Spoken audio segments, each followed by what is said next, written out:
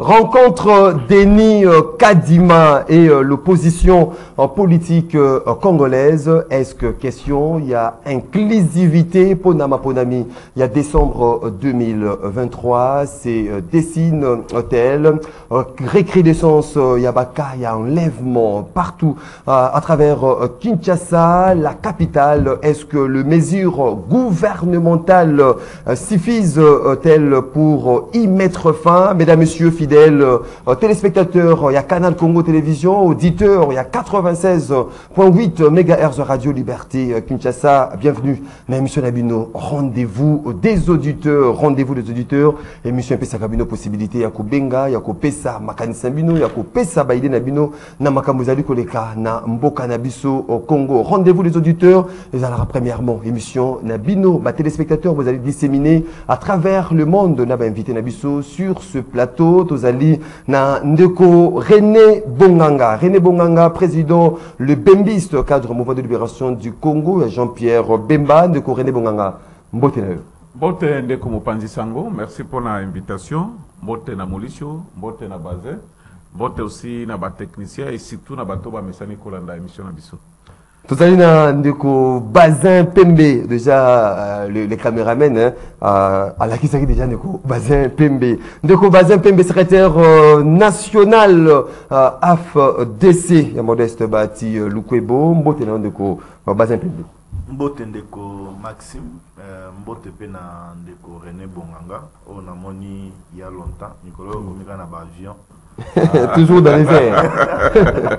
Mbote pe na les kabylistes de Molisho en face de moi. Donc Molisho déjà présenté aussi, hein. Donc Molisho, analyste politique indépendant. Donc Molisho Mbote ndeko Maxime Mbote na ndeko nangai René Bonganga Bazin Pembe na bao nyonso équipe technique nyonso mobimba ya Canal Congo Télévision. Mbote na surtout bao baza ko encourager biso na combat ya vérité otoza ko mener depuis un certain temps. Parce qu'il y a des gens qui m'ont posé la question de savoir pour l'année tout le monde a consulté une émission il y a Ndeko Maxime rendez-vous des résultats. Na ibisa ki Maxime a tiengana embargo après échange de paroles na ndeko na choix de presse dédicace ma mais dédicace ma les kaka na les kakate. Donc injustice wala bino mo bozo ko mona ngana boya ka débattre mais je suis là pour un débat républicain parce que biso probablement vérité. Écoutez les keble la de presse mais biso to la vérité pour être mbok boy ba ngene mbok ka mama be penza na kata ya République démocratique du Congo. Merci beaucoup Ndeko Claude Molisho. Na rendez-vous auditeur, il n'y a pas question d'embargo. Rendez-vous des auditeurs 082 33 33 749 082 33 33 à 749 un des numéros boko benga bopesa makanisa bino pesa baide na bino na basujet zali kolobela mokolo alelo bao bazwaka possibilité ya kokota na standard te ndenge bomesano bokomela biso na WhatsApp ya rendez-vous des auditeurs préoccupation bino kotanga ba vous a débattu tout au long de cette émission ndenge tradition exigeaka une minute à sujet isolé na chaque invité to bana ndeko René Bonganga l'homme qui manque de fois hein ba sujet isolé na episo lelo za nango. Non, il faut que parce que na uti changu, je pense que n'engue na moni bato nanzela, ils a pas si peu mort. Transport, ils a pas. Mais tu dis que na époque à Bamulisho, Babebsaka Rai. Mais tout ce que le gouvernement actuel a salama effort quand même que a bon sarai wana. Pourtant, très bandako que na Tongo, ils ont bateau, ils ont ya bamituka, ils ont sala, ils ont quand même moins. Mais là, ils ont l'unique voie boulevard. Mais ce qui est pays, ils ont 5 heures, jusqu'à présent, ils ont toujours dans barre. Alors, ils ont passé. Je ne comprends pas où bien Tchangou, ils ont un district à part, en dehors du district. Parce que dans mon avis, Tchangou, ils ont victime de la discrimination, dans le régime union, ils ont commis succéder dans la République. Je vais vous un exemple. Oyo ba Molisho basala ba terrain synthétique na ba district nyonso mena tangu basala te je ne sais pas ezalaki pona nini po mbongo wane bandeko bima na poche ya mutute bandeko bima na poche ya l'état OK ba district nyonso bazala bénéficier d'un moins point d'égalité mais soke na mwamba okuta ba terrain synthétique OK na lukunga même chose OK na funa même chose mena tangu ba synthétique exact malheureusement tous les députés oyo tangu a voté na niveau national aucune question na matière wana voire même ba député na niveau provincial mutu moko alobelaka changu na niveau wana zate toko senga quand même na ba député wana bien que commis dernière minute pour na bango bako sala effort ba tout na quand même gouvernement toyeba pourquoi très ça la sous-souté pourquoi batia ba terrain synthétique na changu te ndenge ba sala ba district mususu voilà et puis on a fait si ba moment bana bandal pe balelaka terrain na bango et s'il a pété voilà mais ba bandaka pas na bango ba bandaka mais na changu ba bandaka ta eloko moko te voilà et puis matière pour na ba député so ba koko zwata ba tout na gouvernement pourquoi Tchango est victime de la discrimination. Merci beaucoup, Ndeko René Bonganga Mikolo, comme défenseur, il y a la population, il y a Tchango. Ndeko Bazin Pembe. Ndeko Maxime, merci beaucoup pour Maloba. Nazali na sujet particulier. Tant on a un sujet, na binzoli na miso, on a voyé Ndeko Maxime. Ça fait maintenant totalisé 5 mois que enseignant il y a territoire, il y a décaissé. Place na Outa, place nazali notable à Futamité. Qui est na examen d'état, quand na ba condition ya bongo. Ako senga na gouvernement, aïba comment ko solo la na Caritas, na quoi qui ba service en décotoni moi ba koyebisanga eke mbongo ebimai déjà, mais za na ba coupure ya minene, bazo luka banque nini akopesa bango ba 500 ba 1000 francs ba comment ko kendo futa.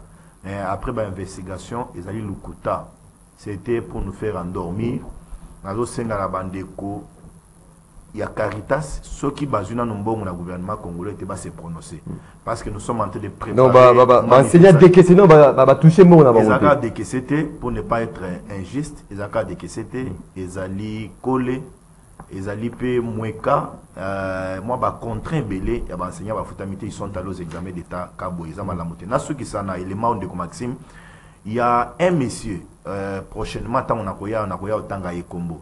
Il y a une école dans le territoire Nanga de Kessé, Bana Bazalaki, c'est une école technique. Bana Bazalaki 15. Un certain monsieur, Bazo Benga Bango, na terme na Bango, il y a Bato Asekopé, wana, ceux qui passent, Monsieur wana bana ba tangi pendant une année. Tango ba tangi pendant une année parce que préfet ya école épée ikonga mbongo. Nazo tango école épée ikonga mbongo parce que préfet wana azana candidat na ye oyo alingaka soutenir na ba élection o ezali koya ndeko wana pe passe wana pe azali candidat azuba item na ba fiche ya bana basila ko remplir au lieu zwango ke dotika ngona chikapa place IPP azé de quoi na komi na nzela abwaka ba fiche wana les enfants n'ont pas préparé ba épreuve ya examen d'état ya liboso na examen d'état o euto salemo tango bana ba komi na centre batala ba préparer ba sala examen d'état ba komo na bango ezali na ba fiche te tango na yebisinga likambo ja appelé IPP ya Kasai na tuni ya itikanga na vérifier situation à vérifier situation et pas chef de poule a confirmé que non ba boakaki ba fiche ya bana wana na nzela tala degré ya criminalité éducationnelle. Merci beaucoup. J'ai alerté ba service merci beaucoup moi ba mais na moni bango silencieux. Je pense que Mbela Nangayi ekokoma et pas chef de l'État. Mbela Nangayi ekokoma et pas premier ministre. Merci beaucoup. Ndeko wana prochainement na émission wa na koya on s'en va sanctionner pour avoir privé pendant toute une année il y a examen d'état alors que na décaissé maman atangisaka mwana akendaka bilanga afutela mwana classe pendant une année mais ndeko wana pona ba besoin na ye ya ba élection azo privé bana wana une année scolaire. C'est un crime éducationnel et inacceptable. Merci beaucoup Ndeko Bazin Pembe na 5 minutes au besoin tour liboso dans 4 1 minute 30 secondes parce qu'on dépassé largement 1 minute et à sujet isolé. Ndeko Claude Moulicho. Merci Ndeko Maxime Moni Lokuta manté la restera toujours quelque chose. Eza Ndeko Nangayi René Bonganga on a lingaka mingi azo se plaindre pour la difficulté de transport à Kinshasa. Eza Ndeko Nangayi Bazin Pembe azolo bakeno ba enseignant EPST dès que c'est ce qui colle mweka bazana 4 mois de eza kaka mweka colle dès que c'était à l'équateur. C'est la même plainte. Na Maniema, c'est la même plainte. Na Chopo, la province de la Chopo, c'est la même plainte. Caritas a fait un enseignant à l'intérieur de qui c'était une qualité. Même na Équateur, même na Maniema, même na Chopo, a fait un Bango. C'est la même difficulté. Et puis, plainte la Bango est tombée à la fin du mandat. Non, nous voulons accorder un second mandat au chef de l'État et lui accorder une majorité écrasante. Mais majorité, vous en avez la majorité dans le Sénat, vous avez la majorité dans l'Assemblée nationale, mais vous avez la majorité sous mon souci, vous avez la couleur d'une majorité. Vous avez la majorité, mais plainte la bino monkobo et ça vous trahir bino. C'est-à-dire, vous n'avez rien foutu, le bilan est zéro. Na minute nangai de ko Maxime Nangila féliciter maman Olive qui a dit à se soucier pour l'encadrement des jeunes filles surtout, à organiser tournoi Mokwawa et c'est là que les 30 jours, parce que les 30 jours c'est un jour vraiment mémorable, un jour significatif pour le peuple congolais tout entier. C'est le tournoi on a football féminin, maman Olive a pessi na équipe union, pas seulement équipe pour soulever le trophée, bon bah équipe championne. Mais l'équipe union s'est participé dans le tournoi on a football féminin. Il faut voir le talent, il y a des jeunes filles. Par exemple, tu as qui toque, mais sport là va bomi en haut. Et bon, heureusement chef de l'État, Nomaki Kabulo Mana Kabulo qui essaie un peu de, c'est le seul choix. Oh, peut-être chef de l'État sali na membre du gouvernement. Oh, tu as apprécié moi mon parce que Kabulo c'est un homme expérimenté, Azali dans la stratégie et puis il a l'expérience. Maman Olive Azak ou encadrer les jeunes et puis les jeunes va ici maman Olive boy maman Kotika biso tete au Koufa. Maman Olive abi non dans la mesure du possible à Kotika la jeune congolais té. Merci beaucoup Claude Molicho 082 33 749 082 33 749 des numéros Boko Benga Bopesa Makanisi Nabino Bopesa Baïde Nabino na basi jozali kolobela mokolo ya lelo tofongoli masolo na biso na ndeko Bazin Pembe makambo etali maponami osala kolanda ndeko Joseph Kabila oazali patron autorité morale ya Front commun FCC.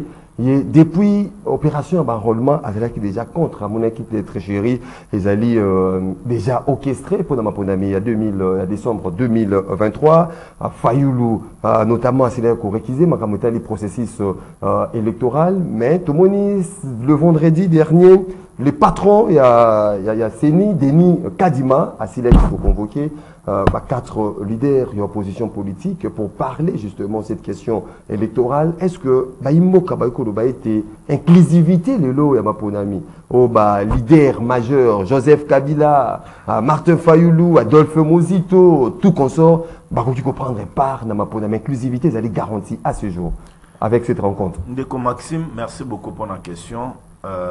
C'est une question intelligente. Et il faut aussi y réserver une réponse intelligente. J'aurais souhaité que tous en plateau à télévision, il y a Bandeko, il y a Bloc, il y a Lumbashi. Malheureusement, on a évité ceux qui sont dans Nzela. Parce que Moulicho, dans un processus électoral, parce qu'il a s'enrôler. C'est basé un certain nombre de préalables. Ils sont s'enrôler qui? Oh. Ça c'est grave ça. Donc il a trahi Joseph Kabila. Oui, il a soutenu. Ndeko Maxime pour n'envoyer ça. J'aurais aimé que Bandeko la Mouka Bazala. Même Bango sur Bazate, émission les alliés interactive. Bandeko moi poignet ya bato Mouké. Bandeko Bazala intermédiaire bato la Mouka Balandangaï. On a vu Ndeko Martin Fayoulou. Koboya processus électoral Yandeko Kadima. Alobi Azaki na ba revendication.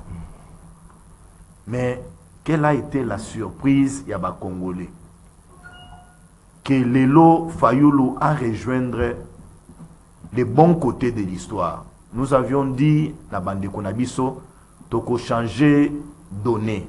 Ce que Kabila a fait, nous ne le ferons jamais. Nous sommes en train de faire avaler aux gens ce que c'est l'état des droits, ce que c'est la démocratie en République démocratique du Congo. La même Matalimba Maponami. Toibisa ki batoué que non Kadima bureau ya CENI ezali organe moko technique. La CENI ce n'est pas politique. La politique ezali ni batteur biso bato to kendaka na ba élection.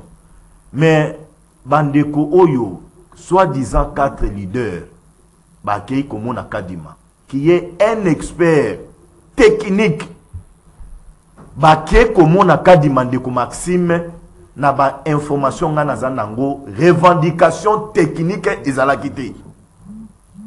Ata revendication moko technique ezalakité. Ils se sont limités na ba revendication politique. Alors que bureau ya CENI ezali bureau moko technique. biloko Kadima à l'Obaka, à la place publique, va communiquer Kadima Salaka. C'est le même communiqué où Kadima a opposé na 4 leaders. À Ebisi Bango, je vais organiser les élections dans les délais constitutionnels. À Ebisi Bango, fichier électoral et Salemaki, va doublant, bazalaki élagué, va mineur, bazalaki élagué. Nous avions un chiffre qui va nous amener aux élections. Est-ce qu'on peut convaincre ces leaders de l'opposition aujourd'hui, la position, déjà, il y a Martin Fayulu, est-ce que à revenir sur décision après cette rencontre, il y a des Kadima? Maxime, Oebi, Koko sa trompé, et Tikalaka, comme moi, il y l'erreur au bande konanga ya opposition masalaki ezalinde ya kozanga comment ko s'organiser. On est à 4 mois 5 mois des élections, mais ndenge bazali wana lelo ils sont en perte de vitesse. Baye ko lamuka na retard. Ils sont allés voir Kadima, c'est Fayulu qui a pris la parole. Boyebi malobo yemoko alobaki, et Kadima les a rassurés. Bolo banine fichier électoral na kozwa ba Congo ya batunyo surtout ba basila ko s'enrôler, je dois afficher na ko afficher yango pona ko faire dissiper malentendu na bino bozanango. Il n'y a rien de tricherie na kati. Préparez-vous pour aller aux élections. Donc trop des années orchestrées. Ndeko Maxime, oyebi ba revendication na lobakawa. Oyebi tango so yamba bato na télévision congolais singela yamba. Et aba mutu muso yamba ka ba ya ko sala makelele. Mais nous venons passer aux Congolais l'information politique. Nous coûtons les alités. Ndeko Maxime, revendication où ils allaient trouver substance nangote dans la technicité pas Kadimeza malvenu. Baké bayami Kadima yami bango baboyaki. Nous n'allons pas reconnaître bureau Kadima, mais dans la correspondance où bango adressé Kadima, ils sont en train de reconnaître Kadima comme président. Il y a commission électorale nationale indépendante de la République démocratique du Congo. Babimi na réunion na micro bango moko, nous venons de rencontrer le président de la CENI. Et Kadima yebisi bango nenge zaboye gouvernement de kese na numbo onyo sote bango moko na munoko na bango balobi to solo na président CENI yebisi biso gouvernement za na retard ya ko de kese mo, alors que chaque jour Kadima n'a pas honte de le dire que gouvernement a na retard ya ko de kese mbongo. Je suis en train de rappeler à mes frères, ils doivent s'organiser. Merci beaucoup. Ils sont en retard, mais ils doivent s'organiser.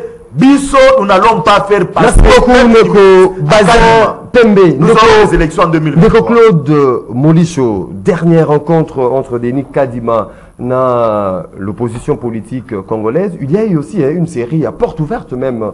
C'est là qui organisé, je ne sais pas ce qui, le PPRD, FCC, Joseph Kabila, parce que tout le monde était invité dans la journée porte ouverte. Est-ce qu'aujourd'hui, nous allons comment la configuration actuelle inclusivité au Baïmbo Kabadali élections inclusives? Est-ce que Ezali s'est dessiné déjà au regard, il y a différentes rencontres initiées par le président de la CENI? Ndeko Maxime, nalandi basé pembe na bino, toi na batute na mboko. Alors bien opposition est en perte de vitesse. C'est vous qui êtes en perte de vitesse, vous êtes union sacrée. C'est vous union sacrée, vous êtes en perte de vitesse. Inclusivité aux autres, la question est-ce que t'as la cacaille au moko nege, climat au nango, t'as la condition, processus électoral nege donc depuis kala, inclusivité zali. Exact. Parce qu'aujourd'hui, les 4 leaders et à bloc Alumbashi, comme on les appelle, bloc Alumbashi, va rejoindre, c'est-à-dire Martin Fayulu, Idriss Sanga, Matata Ponyona, Moïse Katumbi, va rejoindre le FCC. Préoccupation à FCC, préoccupation à Senko na SCC. Parce qu'il ne faut pas oublier que Senko na SCC, c'est une mission d'observation électorale. C'est une observation à CENI depuis toujours. Mais non, Kadima Kangi Matoyi, il a fait la sourde oreille. Il faut se poser la question. Comment on a un bon parce que le coup déjà bébé le basé te bataille de union sacrée na bataille. Il pas bon solo baimbo quand d'abord il faut se poser la question en tant qu'intellectuel. Pourquoi seulement aujourd'hui des cas d'ima comme tu n'as pas d'invitation les lois mbamouzi toi. Les lots na flip Congo les lots les ndia mbamouzi tout un nouvel là c'est aussi un opposant. Pona nini Kalawana. Il faut regarder Joseph Kabila. Ma préalable union surtout ana. Joseph Kabila c'était l'éclaireur. Ouais badaï Kala. Répercuté par Emmanuel Ramazan Chadari, FCC, surtout, par le bas qui processus aux alliés transparentés. Dans ça, vous voyez ciment. Parce qu'il y avait un problème d'abord, il y a transparence. Transparence, c'est les alliés momoko global. Et ça n'a pas contenu et transparence, c'est signé que non, il faut auditer fichier électoral par un cabinet international crédible. Il y a une observation. Oh, Joseph Kabila, ça, on est Kala. Oh, FCC, depuis Kala. Donc, bien même avec Martin Fayoulou. Bloc à l'Umbashi, Koko, Tanama, retard, parce que, pas préalable de se retrouver ici. Mais c'est Torobela qui est en ça dit que transparence, c'est mon co-exact. On leur avait dit au moment opportun, de Maxime, que le processus électoral ou élection dans son ensemble, ils allaient faire réunion sacrée, ils allaient faire propre ou sur les IDP, c'est une affaire de tous les Congolais. Bon, gérer le gouvernement, la de gérer. Il y a la médiocrité, il y a la nzala, il y a le courant, maille, transport, tout nzalada, un paiement. Bon, gérer en Boningi. Mais l'élection, c'est une affaire de tout le monde. Comment vous avez jugé depuis Kala, Torobaki, les élections, c'est une affaire de tous les Congolais, toutes les parties prenantes. C'est le cas avec. C'est le cas parce qu'il n'y a pas eu consensualisation à Kadima d'abord. Problème à cour constitutionnelle s'est posé. Problème il y a audit affiché électoral de la part un cabinet international crédible. Problème il y a loi électorale. Tout ça, ça a été dit. Mais les lots. Quand on déposer candidature, c'est le cas d'Ima. D'ailleurs, il faut qu'on nous dise, nous sommes à quel pourcentage à dépôt de candidature. Ça fait déjà 7 jours en Angola. Tu en as 3 semaines, ça dit 21 jours. Non, 20 jours d'ailleurs. 21 jours. Ça dit que quand vous consommez déjà une semaine, ça fait 7 jours déjà. Un tiers. Après, ça dit sur le pourcentage, en termes de pourcentage, combien tu vas déposer. Alors, il faut un arbitre neutre. Parce que quand il m'a dit membre de l'Afrique du Sud, est-ce qu'aujourd'hui un arbitre neutre, parce que compétition, élection c'est compétition, l'équipe va être belé, le candidat va être belé, arbitre va arbitrer selon la loi électorale, vous allez accepter par tout le monde. Est-ce que tout le monde en anglais, mais les lots, à quoi continue votre invitation, les lots, c'est pas tel, mais quand la nation va dire, on va exigence aux gens. C'est-à-dire que c'est cache quelque chose. Est-ce que la position, est-ce que la position aujourd'hui, il y a Joseph Kabila, Kabongi, c'est un visionnaire. Ekoti qui a changé, ce qui Denis Kadima a rencontré aujourd'hui, c'est préalable posé par Joseph Kabila. Ça a été depuis longtemps. Mais les initiatives ici. Non, Kabila a changé de position. Il faut dans toutes choses. Attends le mariage d'ailleurs, il faut tenir compte. Attends la Kobota. Il y a une période de ménopause, moi c'est à Bota la soute. Donc, en toute chose, il faut tenir compte du temps. Le temps ne permet jamais. Ce qui se fait sans lui ni contre lui. Quand il n'a pas tenu compte du temps, il y a sacré. Par rapport à déboulonner. Pour déboulonner, vous dites, majorité en salé. Le résultat, c'est zéro. Alors, on a posé le préalable depuis longtemps, mais ils ont fait la sourde. Maintenant, aujourd'hui, ils sont au pied du mur. Parce qu'il y a lobby qui non, opposition dit, c'est l'union sacrée qui est en perte. Maintenant, comme ils sont incapables d'organiser l'élection dans les délais impartis, il a parlé des problèmes de questions à fond, c'est plus de 100 millions de dollars, les lots. Pendant qu'on a déjà commencé à déposer les candidatures, on ne dit pas ça a été il ne faut pas s'accrocher à contrainte. Ce sont des superfuges et à Kadimana Biro Asseni. Merci beaucoup. Nous devons être rationnels, c'est-à-dire il faut procéder de la transparence pour la sécuriser toutes les parties prenantes. Bon, gérer le gouvernement de Bolingi, bon, gérer le gouvernement de Bolingi. Merci. L'élection, pour gérer le Bolingi, c'est une affaire de tout le monde. Ndeko Claude Molicho, Ndeko René Bonganga, est-ce que le processus électoral en cours, est-ce que vous allez rassurer beaucoup plus les Congolais? Est-ce que vous allez rassurer parties prenantes, notamment les partis politiques, tout qu'on soit par rapport à la crédibilité, l'inclusivité? Aujourd'hui, il y a l'élection, il faut que vous allez poser l'élection inclusive. Ndeko Kabila apprendrait pas dans ma ponami. Ndeko Fayoulou et les autres ne m'apprendraient pas dans ma ponami. Est-ce que l'initiative aujourd'hui organisée par la CENI, ils allaient comme ma mission dans sens d'inclusivité à ma ponami? Merci beaucoup, Ndeko Maxime, mais j'espère que tu as la paix montre bien, minute Ndeko Molicho. Vous avez 5 minutes là. Vous avez 5 minutes là. Il y a au-delà. Nangakina zongela mukesima parce que na une minute, il y a sujet isolé, il a revenu sur moi, qui n'a qu'aussi et tout ça. Nous sommes des responsables. Tant que tout ça n'a été entendu, et quand on dit que ça dérange. Na sujet isolé, je parlais des cas. Quand il y a transport, c'est une évidence. ce que même sikoyo bengi eza ka changu te transport da partout eza na mbinza eza na kitambo eza transport da passe na lobi oyo ngai na moni na miso lelo omoni ka lelo oh là là s'il vous plaît tolérance awo za maloba donc ko moniso discipline ezala na plateau na lobi kaya terrain synthétique na changu ezate si mais ce qui est grave bato bayeba ke biloko wana nyonso moto a privé changu na yango ezali régime ya molisho rai ebebaki na époque ya Kabila époque ya molisho il faut bakongole bayeba yango tango bazosala baterrain synthétique na ville ya Kinshasa ezalaki matata poyo eza époque na ye molisho oyo azoloba lelo oyo ozo comprendre mais or tango ezali district oyo esovaki régime na bango na tango ya Kabila mais je ne sais pas pourquoi bazali kosala tango mabe donc on a le ezali vérité bato balandi o bazana tango bayebi ke transport ezali difficile bayebi ke terrain synthétique moko na tango oyo gouvernement na matata poyo oyo molisho azalaki na kati ya sali ezali ozo na mutuna ngai na ye lisusu molisho azali sérieux te azali sérieux te azali non on disait par rapport on c'est ça sérieux cause de constater nazo prouver azali ko contester Kadima mais azali na carte électeur oyo Kadima salisa na poche na yowana soki na kosi aloba azana ngana kuna moni la carte d'identité non zela carte électeur on est salmi na senia ya wapi ya Kadima te à l'exhibition et mettre quelque chose de son contraire c'est pas sérieux ozomon bizali tozo boya ya bangona ba fayulu yango koto ozo ba non koto yo ozo kende na kuna lupe ozo benda c'est pas sérieux na yei na raconte wana eloko oyo ngande salinga pasi pe mawa président ya SID Martin Fayulu bato bayeba ke azali d'accord na Kadima te donc bato ya SID bandale lo bayeba ke Martin Fayulu a reconnaître officiellement Kadima comme président de la CENI.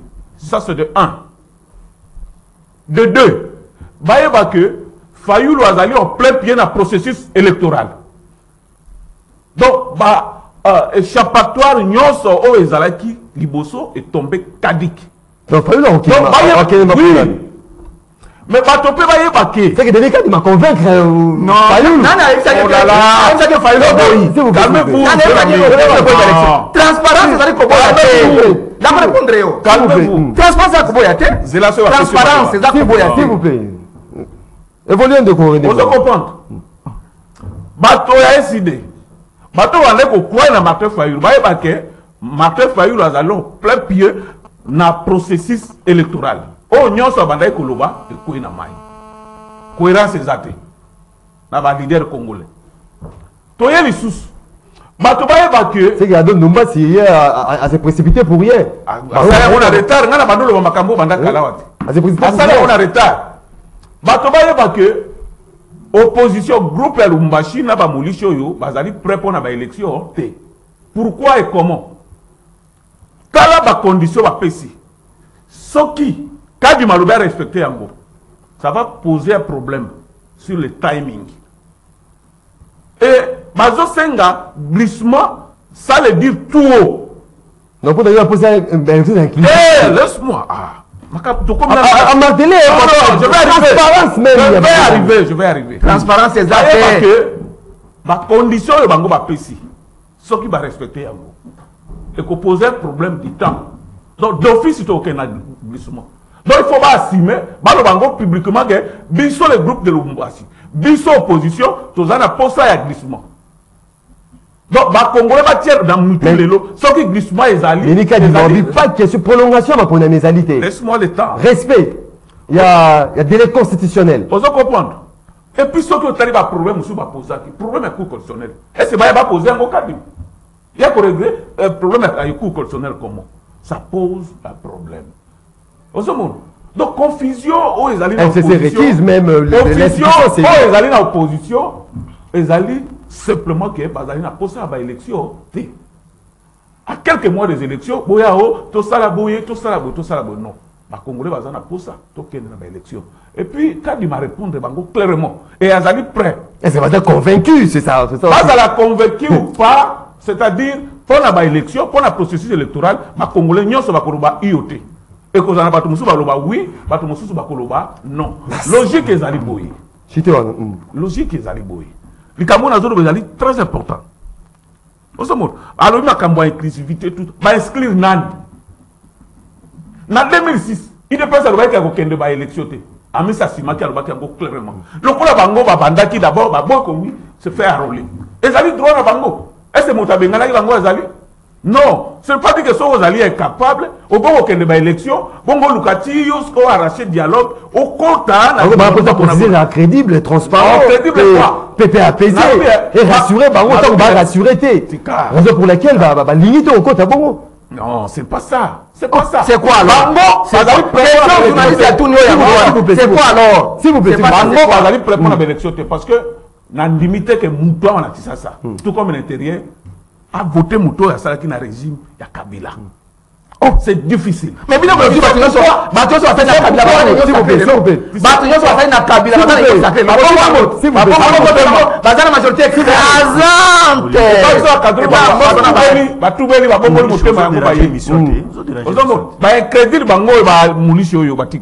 Merci beaucoup. Avec l'hypocrisie. Merci beaucoup, Ndeko René Bonganga.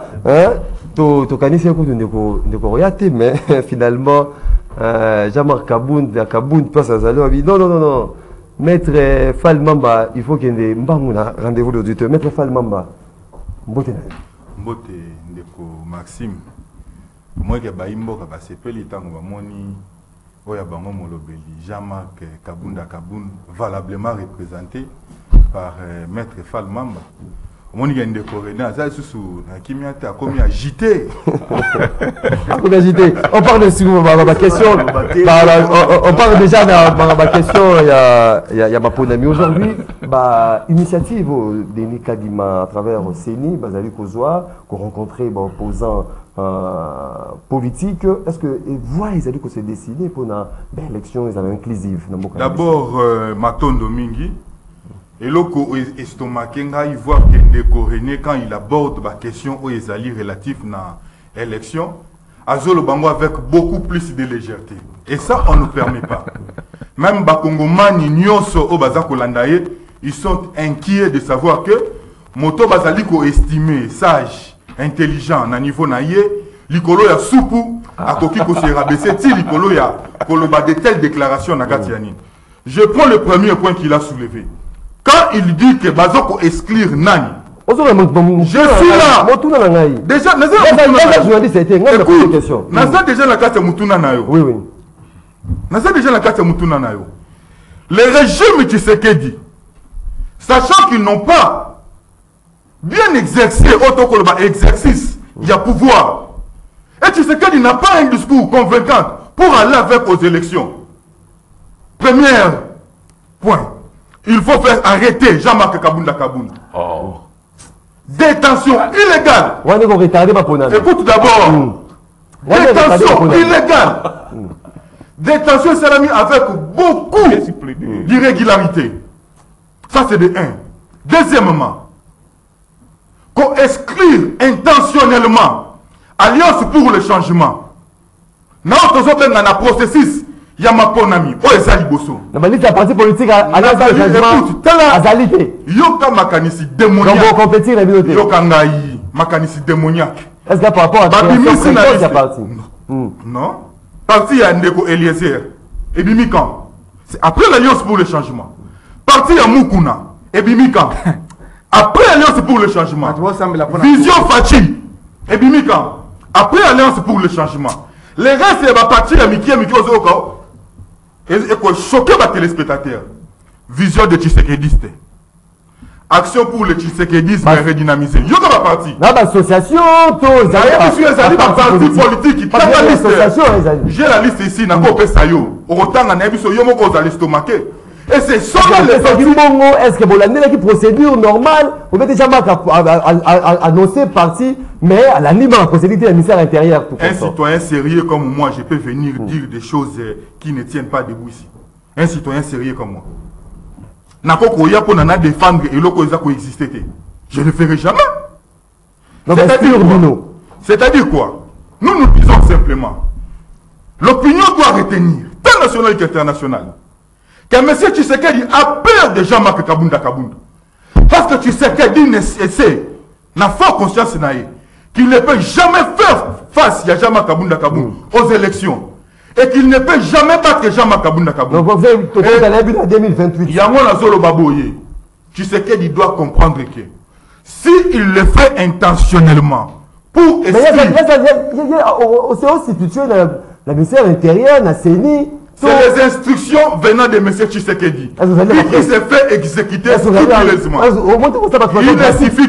Il ne suffit que de voir les agissements. De Kabouya, accompagné de Kazadi, accompagné de Kajima. Vous allez tout comprendre, Tatassé. Vous allez comprendre. Il n'y a pas de manœuvre à ça là-dessus. Alliance pour le changement, nous disons ceci. Si Tshisekedi se lance dans cette voie pour exclure intentionnellement Alliance pour le changement de la processus électoral, merci beaucoup. Il y aura des conséquences très néfastes. Que même les régimes Tshisekedi ne seront jamais les supporter. Merci beaucoup. Merci beaucoup, Ndeko Falmamba. J'espère que recours les alara. Non, mais nous sommes dans le processus. Nous sommes dans le processus. Nous sommes à niveau du journal officiel. Va pas faire. Parce que l'existence, il y a alliance pour le changement. Merci beaucoup. Et pourtant, c'est respecter le procédé. Si ça accueillit outre la petite, il y aura des conséquences néfastes. Nous n'allons pas cautionner cette bêtise. Ok, Ndeko Fal Mamba. C'est que toi, un État démocratique, État moral, État des droits. Règles de jeu et qu'on a respecter. Oui, il doit pas faire. Il faut violence et on met nulle part. Ils sont dans l'obligation de parfaire l'existence de l'Alliance pour le changement. Merci beaucoup. S'ils veulent les élections crédibles. Non, c'était une précision de taille que je ne pouvais pas laisser passer. Merci beaucoup. Falmamba. Deuxième point, avant tout qu'il y ait directement, il y a Singa, annoncé dès le début de cette émission, il y a enlèvement et commis vraiment les gens dans la capitale Kinshasa. C'est la mesure gouvernementale, gouvernement provincial, un certain nombre de mesures, arrêtaki, notamment vitre, il y a taxi, il y a sous TNTT, respect, il y a nombre, il y a passagers, na taxi, taxibus, moto. Est-ce que mesure wana ils allaient suffire pour mettre fin na makambo itali enlèvement na capitale Kinshasa? Vous avez 3 minutes avant de passer Nzela et pas téléspectateurs vous êtes d'habitude de Bazin Pembi. Deko Maxime, merci beaucoup. C'est parce que nous avons un respect et belé et pas nayo. Vous faites une émission intelligente. Nous avons un respect lundi à rendez-vous des auditeurs que je puis me contenir pendant notre émission. Sinon, j'avais déjà pris l'option intérieurement de partir.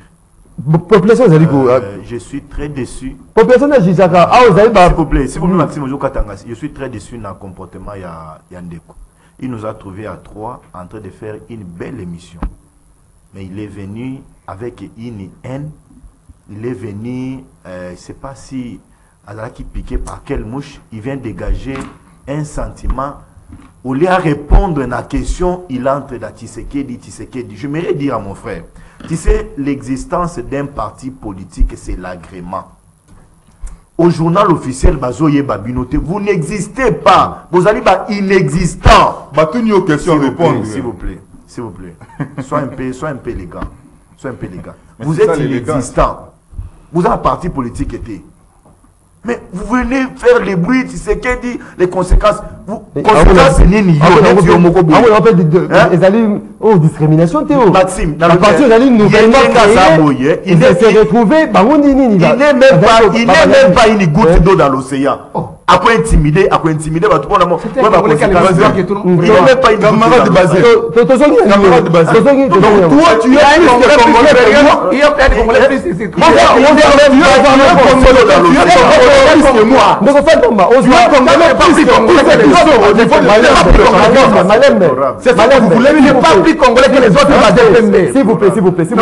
S'il vous plaît.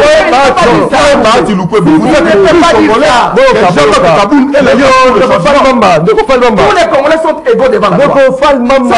C'est ça le droit. De quoi Molicho, de quoi Mamba, de quoi Claude Polichon, de quoi Mamba.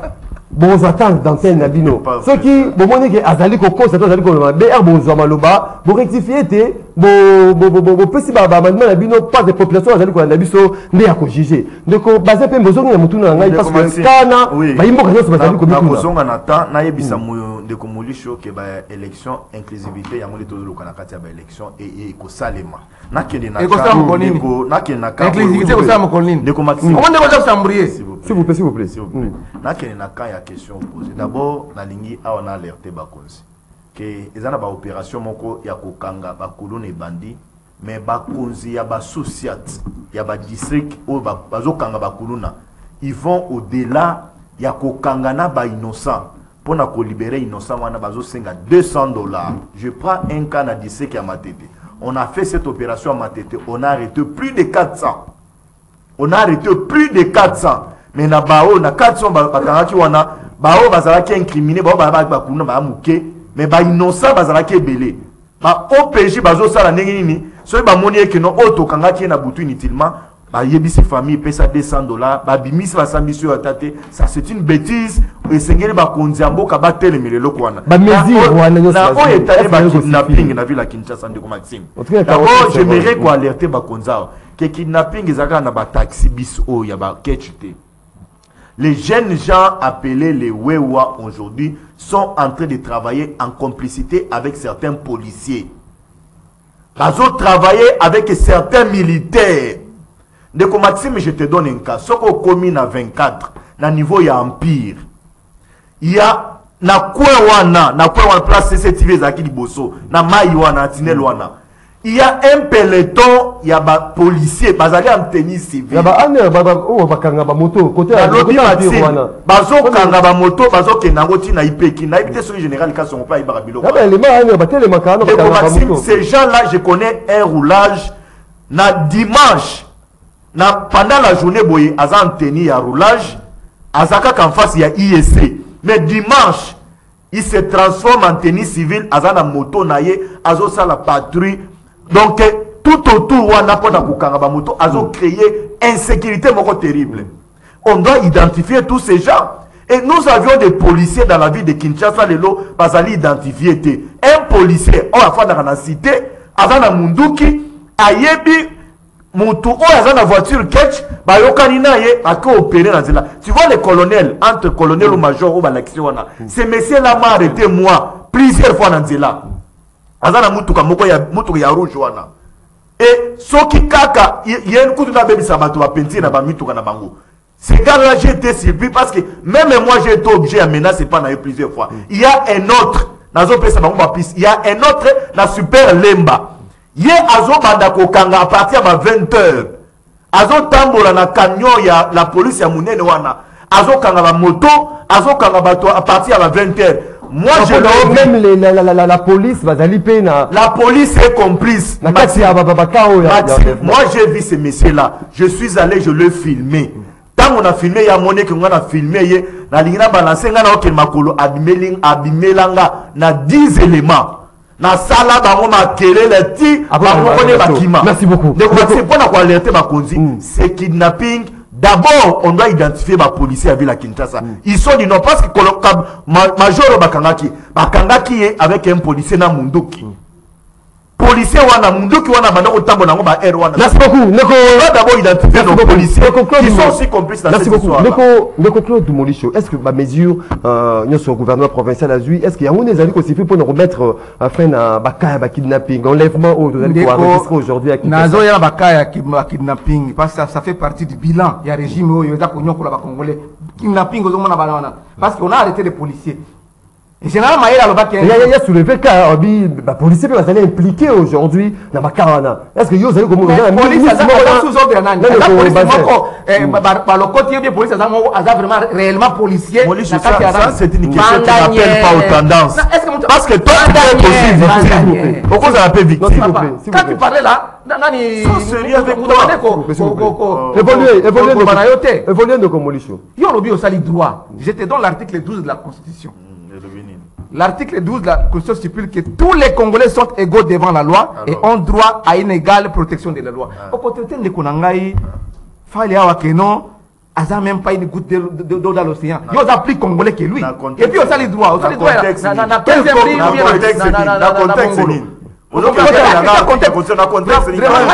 suis très déçu. Parti politique existe. Tu veux me perturber?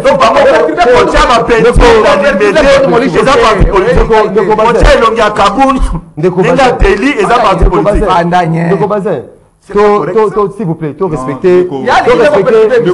S'il vous plaît. Non, s'il vous plaît. Il dit Kaboun non, permets-moi.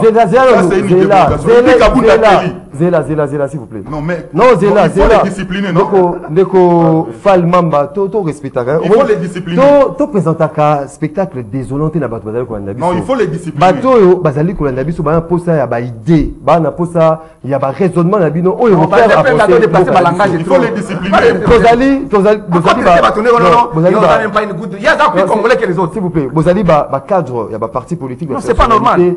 To réfléchir, idée et bima et non attaque personnelle. De Claude Molicho, avancer la question à poser. Na lobby na yo, cas d'enlèvement, kidnapping yo surtout vivre. Ça fait partie du bilan régime. Parce que to koki ko comprendre te, ba to kanga policier awa. Que bainga kanga ba enlever mutu bona keti en entrée à sur 24. Mais papa, yo quand si ba policier bazaka moko. Toko ko mona ba policier ba comme ça la taxi. Comment ça taxi? Civil, oui. Mais c'est pas dans la moto. Ça va peu moto, ça peut moto. Alors, je dois comprendre te. Est-ce que ça dit service d'ordre et de discipline ou ça dit service de désordre? Je ne sais pas si vraiment par rapport et ça m'a dit pas ya état-major na bango ou soit pas ya ministère intérieur ou soit pas jusqu'à au niveau chef de l'état. So ba yeba kayango. Pas tout ça ko tracasser batou d'une façon vraiment incroyable. Bango na ça pas ces actes pas civil. Bango la police et pas ces actes pas na bango pas civil bazana pas cité. Na ba mesure on se bazwa kiana ya beaucoup de ya musika. Mais mesure nini ba kozwa oyo ko nani?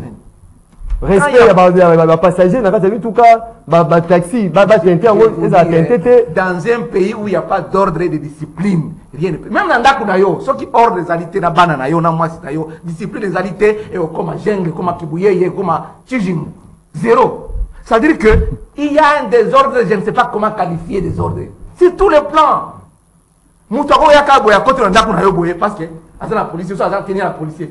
Moi, je connais bien les droits, presque même les juristes. Moi, je n'ai pas fait les droits, mais j'ai fait les journalistes, politique extérieure. Non, il y a des droits, les gars. Non, il y a des droits, parce qu'il y a des droits. Alors, ngai okokuma na policier kwa aibo za na mutu kana yo aika atelemelio omona ba image bazola kisano moron jamais za koleksango mutu akotere ka mutu ka mutu boy o policier akote li chauffeur je vais akotere ko et là ni ndekona biso atom kongo mais je suis Christian nous ça ko ba ko tout après ça policier ba ke Christian nous ça ko ne ba akote lié nga biso akote ngala bi policier kota na kota na mayo et pas général kasongo na komi mayo tie pas général kasongo. Parce que les Congolais, il faut pas avoir droit dans bango. Mingi ba Congolais baza kubanga trop. Il faut pas avoir peur. Il faut connaître ses droits. Quand on a droit na yo kolo okobanga et côté. Merci beaucoup. Il faut les défendre jusqu'à dernière énergie. Merci beaucoup de Claude Molicho ne ko René Bonganga. Aussi les Kolanda ba ndeko no bazali na plateau. Est-ce qu'aujourd'hui les policiers bazali paient à la base il y a bon enlèvement. Ma mesure au gouvernement provincial a dit c'est que il y a un autre de côté ba luka ba mesure mususu ko ça là été ba quand même enlèvement ici là. Tant vous allez d'accord déjà dans la police semblerait avec aujourd'hui l'implication de la policier. Merci beaucoup pour la maloba. Na kozonga simana maloba ya ndeko Fall. C'est pas ce que natangi Fall Mamba. Fall Mamba. Alobi bonganga bato amona kayo bona boye makambo lobi et tout ça. Premièrement, il faut tout respecter bato bazolanda biso. Élégance vraiment il faut caractériser les ce qui fait la zalaki sérieux. Alanga banda komi s'excuser devant bato bazolanda biso pour na retard oyaye. Na pesi occasion presque à bosanaki a komi s'excuser. Et là boso ya mwana. Pour ba mona au sérieux. Parce que les missions de bateau mususu baboya bakende misala batemi bazolana mais oui sima au bandi ça comme s'excuser ça c'est grave je pense qu'à cause de maloba kolo deuxième chose émission ezali ba analyse pour na ba 6 heures yo zali ko proposer biso mais ce qu'elle aya ko plaider kaya kabundu azo émission spéciale et a pas ko plaider kaya kabundu que aya ko profiter na émission oyo bato bazali ko zela ba analyse na ndako soki bakanga ki kabundu ezali loi bien que na yebi que azo voter non Félix azo banga bona boepo nga na yebi bila ya Marc Kabundu za ko tubula ba pine ya bato na banzela yango bakanga ka pe bemba no na 2006 Bemba za ko na tubula ba pine ya bato na banzela tu vois je pense que vous allez émission yo bato ba respectaka ce qui est ou décortiquer si c'est tout ça c'est très important na zongeli na question na yo otuna une question pour na ba insécurité grandissante ezali na ville ya Kinshasa mais na moni bandeko bami pesi mingi na tracasserie batiki koloba makambo oyo bazo enlever bateau bazo boma bateau bango bakei na analyse moko superficielle oyo ezali focaliser sur ba tracasserie na question na koloba ka responsabilité ezali ya gouvernement congolais parce que tout congolais azali na droit azala quoi sauvegarder ou bien le terme m'échappe respecter à vaquer librement na action na esa azala ba piscose na mutu mais phénomène auto moni sikoyo eza passé ou même que notre mutu mususu wako ya kutu na mutuka pour memaye abangi bon confiance eza na mutu tozo ebate eza nani bonabo mais c'est qui encore grave au compte avant bato na militaire na ba policier oyo ke population a komi pesa ndena bango pour sécuriser bango bazali bato à la base oui bango pe akomi taxi na moi policier taxi na c'est difficile policier moto ne pas ça moto c'est difficile que kuluna bengana yo alando na mbangu okime para policier c'est difficile que kuluna alando na mbangu okime para soda bon bakomi sikoyo bato moko ça pose un problème donc gouvernement ils ont ba responsabilité na général à la police c'est à alonga bondi ezala kasongo en tout cas il faut basala ba réunion stratégique pour na koluka stratégie ya sika ndenge nini bakoko est-ce que ba yebisi ba policier bakoma basala ki moto basala bakoma totamusa ba taxi est-ce que bango matini bango basala masala wana est-ce que ezali ba mituko ba pesa bango pona bato ya ba renseignement ba moto ba pesi ba non taxi jaune moni ka policier civil oyebi ke oh ya ka policier ndenge na moni ka kumile kwa et l'anima moni on va quitter Moulisso laisse-moi le temps c'était de Coréné oh c'était de Coréné donc eloko yo tozolo ba ezali pona bo moi ya biso tout tolo ba yango avec beaucoup de sérieux ezali teke le kambo ezali boyeka ka o te régime bona bo tout une question malam est-ce que Zali, quand on mazo kabula bango ba ketchuana, est-ce que Zali quand on mutazo partager ba ato pesa bango ou bien Zali so ki quand on muzazo tinda bango te azo ba disposition utile pour arrêter osomon bakokanga kuruna boye bakene na la police après quelques jours azongi en force venger et ça pose problème. Il y a pas mon que Moutouata serait moni kuluna, au lieu qu'elle dénoncer, azobanga. Merci beaucoup. Abanga dénoncer pour la sera bimi. Azongi là. Azongi de konanga il fall. Pes na zong se maloba. Asenga ba excuse na. Merci beaucoup de Coréné Bonga. De Kofal Mamba. Solution aux années ni pour na mettre fin na baka enlèvement union sous-société qui enregistré na capitale Kinshasa. Merci mon Mboka Maxime. Na ebano na zana monga. 3 minutes na PC Hebdo Nyonso. 3 minutes parce que je ne veux pas parler, je vais dire quelque chose. Nous avons noté d'abord 2 points. Je serai dans mes minutes. Avec beaucoup de... Permettez-moi. Non, mais... justement, l'idée... Écoute, permettez-moi. Personnalité, cadre et parti politique. Permettez-moi. Tu réfléchis au baïmo comme ça, la réponse par rapport à ça. Tu es dans mes minutes. Ça, je pouvais déjà évoluer. C'est que 2 minutes, non. Dans chaque émission, droit il y a réponse et ça va exiger. Quand il y a des choses qui sont soulevées, qui sont soulevées par indignité, on ne peut jamais laisser passer. Les choses qui se situent, c'est indigne. Pour entendre Moutuloko la Bazin dire que qu'est-ce que nous représentons, c'est la goutte d'eau. Population doit juger. Il y a un lobby, ça n'a rien. Population doit juger. J'estime que Ndeko Bazin, au fur et à mesure, tous allons avancer. Ndeko Kota na union sacrée, au moins il commence à perdre d'autres sens, il y a éthique et moralité. Mais du moins, Bazanza Moto Azali reconnu Moto Yaboania, Moto Yamaele.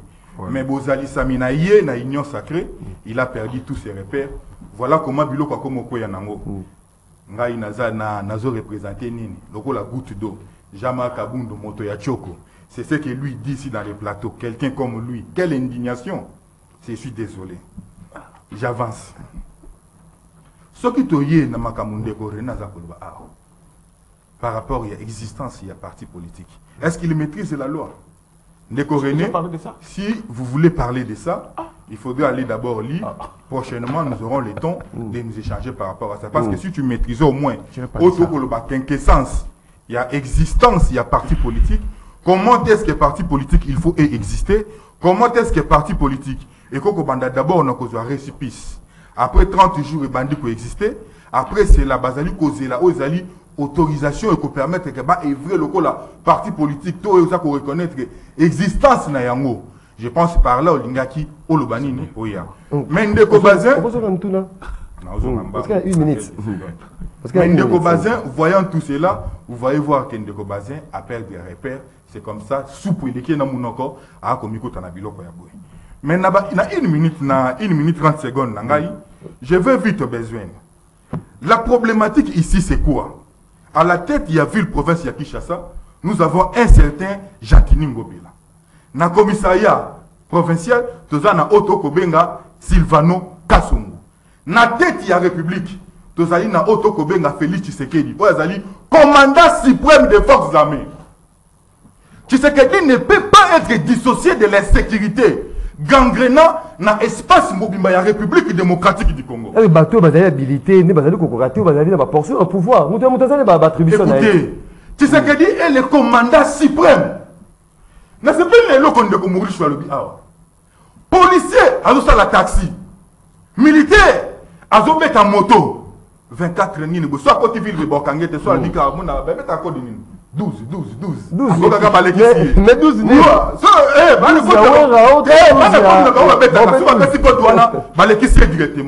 les responsables de tout ça, nous ne devons, il n'y a jamais eu de mauvaises troupes. Il y a toujours eu un mauvais chef. Le mauvais chef s'appelle Zilangaï. Le mauvais chef s'appelle Félix Tshisekedi.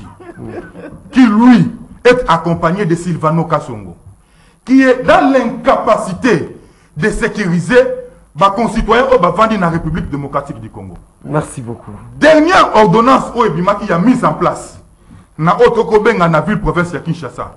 Voilà la légèreté à niveau de la police. On a dit qu'on gangrené à niveau de la sommité de la République. Où on nomme des gens et puis on nous dit qu'il y a eu tricage. Dans l'ordonnance présidentielle. Merci beaucoup. Ce qui fait que Silvano Kassongo jusqu'au jour d'aujourd'hui, Azali toujours commissaire. Merci. Oui, il y a médiocrité. Merci beaucoup. Ouais, bandit dans la tête, il y a président Tshisekedi. Merci beaucoup, Ndeko Fall Mamba. Maintenant, c'est le moment. Il y a téléspectateurs, d'abord auditeurs. Attends, Ndeko Lola, nous avons vu sur plein moro. Je vais dire Karine et Bébé. Ozali Wapi. Vraiment, 082 33 33 749. Tout autant à quelques messages. Il y a Baimboka. Bonjour Maxime, belle émission. Mawapona, l'homme de Mbosso Souffrance et l'équipe dollar est commis 25 lélo, c'est mieux. Bonjour Maxime, le problème de l'opposition n'était pas des élections, c'est plutôt de chercher à tout prix les dialogues comme ils n'ont pas réussi. Lélo, Baké et pas Yakadima, Ezapasi, élection, Ezali, Bisso, MSC, nous sommes prêts avec René Bonganga, Changu Nyonso, Namaboko, Nabiso, Serge Mombito. Bonjour, rendez-vous. René parle toujours avec arrogance contre Martin Fayoulou. Il peut nous dire où est maintenant la Mouka avec son leader. Bonjour, rendez-vous. Pourquoi Ndeko René a un acharnement contre Fayoulou? Bonjour Ndeko Maxime. Nazoyoka Mawamingi pona Molisho Félix à confondre Bango. Amemi Bango na vérité oyo Bango ba bombaki pona mutu ya Jamar Kabound akende kola la pongi aza effacé na processus inutile Ayaka, na émission. José Massamba. Bonjour Neko Maxime, Batouya Union Sacrée, Batika Koutia Makele, na TV. Le 30 juin, et l'équipe dollar est commis na 25 000 francs congolais. Pas si pour Nabiso, Batozo Fouta Bandako. Achat de dollar, et ça na combien de Kozavier depuis Ngalima. Bonjour Neko Maxime, na lobby, na ministre ya intérieur, Bapé Sabatou, il y a Alliance pour le changement, document pour ne pas couper Sabango discours. Personne va battre Fachi de la part du président de l'ASBEL, force du changement. Force du changement. Toké na standard de ko Moroko changer plan pour nous permettre de ko azwa. Toké na standard. Toké rapidement na standard pour azwa ba imboka bazali kuna 082 33 33 749. Allô, bonjour. Oui, allô, bonjour, Ndeko Maxime. Oui. Ndeko Persis, na commune à Kassavo. Oui, Ndeko Persis. Ndeko Maxime, pour ce qu'on fait, c'est que notre union sacrée, la CENI, par contre, il faut qu'on na légèreté. Pour ce qu'on prend dans notre petit psychose. Et moi, le comment on a fait du sabbat de l'union sacrée. Mon collègue, qui va opérer bino. Le pôle à Ninganga, Bachela qui fait ma chevela qui est au sala qui gagne.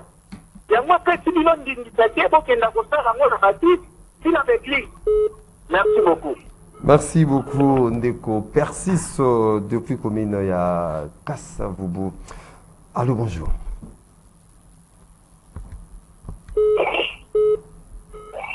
Allô, bonjour. Allô, bonjour, Maxime, bonjour, invité. Oui. On a bien parti pour Bombo. Oui, Ndeko Diallo. La vie pour le pas il y a Chama Kabou. L'intimidation, on a oublié ça, la question qui vont partir la vie sur Bouéga, Félix qui doit faire des chiffres pour la boue. Mais pour un niveau de la discours, nous avons le nom de ce côté. Nous avons la toute l'opposition dans la radio d'Anine. La terrain vous a raté. Vous dites qu'il y a une menace. Paul Mojichou, aux Amoutou, il y a pour passer la question pour vraiment m'apprendre à bien. Merci. Merci beaucoup, Ndeko Gelor, depuis commune, il y a Bumbu. Allô, bonjour. Allô, bonjour. Allô, bonjour, Ndeko Maxime. Au bien, il y a plus comment il peut m'accantir. Bonjour, Ndeko Maxime. Vous allez quoi, Ndeko? La béni n'a pas de oui. M'accantir, il y a des bouées. Omoni tangu nzamba zotala elongi ya Bazin elongi ya René Bonganga pe bango panso baza wana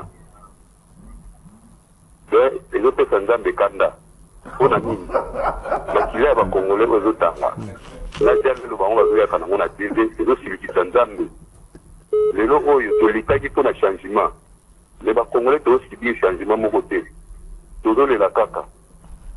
Alors, ils ont fait combien de prières pour saluer la stade? Merci beaucoup, Ndeko, depuis Gadier Matokou, d'ici là, à 10h30, la deuxième partie pour nous rejoindre sous Baimbo Kao, vraiment, on va aller scotcher na rendez-vous des auditeurs, l'unique émission que Dieu regarde. Ndeko Chanel Yanfou. Vous allez que c'est le bon anniversaire de mon collègue Alélo, Ndeko ton oncle Alain Kabongo. Vous allez que souhaiter vraiment un anniversaire, que du bonheur, on a souhaité sa nièce Chanel Yanfou. Vraiment, c'était le moment, il y a des auditeurs, tout zongi na plateau, justement, de Claude Volu, je vous une minute, au regard, il y a ma préoccupation, Baimbo qui va soulever, va retenir en gros, na manso aussi Koloba. Na manso aussi Koloba, en ce qui concerne le processus électoral, transparence, il faut là parce que CENI est censé jouer le rôle d'arbitre pour la cause, faire respecter les règles du jeu qui est la loi. Alors, ceux qui arbitrent les lignes traitées, bon matabo kita, ma pénalité pas ma paye coupé ça. C'est-à-dire régime les pour la Congolais trop sur tous les plans. Comme ils ont déjà échoué, ils sont incapables d'organiser des élections libres, démocratiques et transparentes. Comme Chikoyo, qu'on s'imposer, qu'on s'alabouer, des arrestations, des lignes d'intimidation, oh bah côté du Batrandako, oh bah la 3h du matin la résidence c'est tout. Peuple a connu comment des piteux au chef d'État par rapport. Il y a souffrance à la population. Aux autres dollars et awa, 25. Mais lelo balocataire nyonso bafutaka mambongo na badollar sikoyo lelo ndenge tokomi awa ekomi ndoto okomi lota ndoto ndenge okomi okopike na crise ya tension mpo oza na dollar te baimpayema epai souffrance epa mai eza te courant eza te donc il faut vraiment nayebi te soki tosala ndenge nini. Merci beaucoup. nayebi te soki peuple asouffrir. Merci beaucoup Ndeko Claude Molicho. Lola, avant de te déplacer, il faut autour Ndeko Moro Njambe. Est-ce que tu as déplacé la caméra to Natika Moana Ndeko René Bonganga. Merci beaucoup. Ndeko Fall, makambo a pesinga ke na lobaki yango na lobaki te. Ntango na lobaki na ye, na lobaki ndeke soki alingi ko défendre Marc Kabundu na problème azana yango. C'est-à-dire azwa ba émission moko caractère spécial pour alobela yango. Jamais na côté na makambo aseni. Oh ya lobi wana presque il fallait loba. Na yoki pe pas si pour ami s'excuser te jusque là. Ba ndeko ba bengi ba lobi ke nazali ko s'acharner contre Martin Fayulu non. Vous êtes trop arrogant. Non. On a arrogance macasse. Non, les moyens de Robazin. Na yebi bato bazo benga. Oh ba loba makambo wana. Mais Martin Fayulu azali acteur politique comme Kabundu, comme Kabila, comme Bemba et tout ça. Ce qui va tout bazo analyser en charge ou à décharge des acharnements. Il faut pas mettre ça dans la politique. Donc, bref, on a insisté que le gouvernement a la responsabilité pour sécuriser les Congolais. C'est ce qui est plus important. Merci beaucoup. Ndeko Fall Mamba. Merci beaucoup, mon Amboka Maxime. Je pense que le gouvernement, tout au niveau et journal officiel, nous avons posé nos exigences. Alliance pour les changements, tous prêts pour l'élection. Parce que tous très convaincus que Jama Kabunda Kaboun a battre Félix Tshisekedi pour l'élection. Tous très convaincus. Et moi, tout le bien niveau, il y a journal officiel, va pas faire autocolba existence. Il y a Alliance pour les changements. S'ils veulent nous exclure, ou balingi ba exclure, ba Congolais moko na processus électoral, Tshisekedi doit savoir que nous ne nous ne les reconnaîtrons jamais comme président de ce pays. Merci beaucoup. Ndeko René, Ndeko Bazin Pembe. Ndeko Maxime Eloko Aliboso, à Congolais va comprendre que Ndeko Kadima, Azaki Naba, il est dans les valeurs. Certains techniciens au Congolais, Bandaki ko Luka, Bandeko opposition, Bakio Kokutanana, revendication moko technique et Zalakite. Alors qu'il y a des revendications politiques où ils ont trouvé déjà la solution avec le bureau Yasseni. Et là, quand il a alerté les sous bakons. Au moment où il y a victoire, il y a un système, les lois ont continué, ceux qui m'ont envoyé à la photocopie, il y a document, il y a un bureau 2. Bureau 2, oui. Ceux qui continuent la victoire, dans la commune.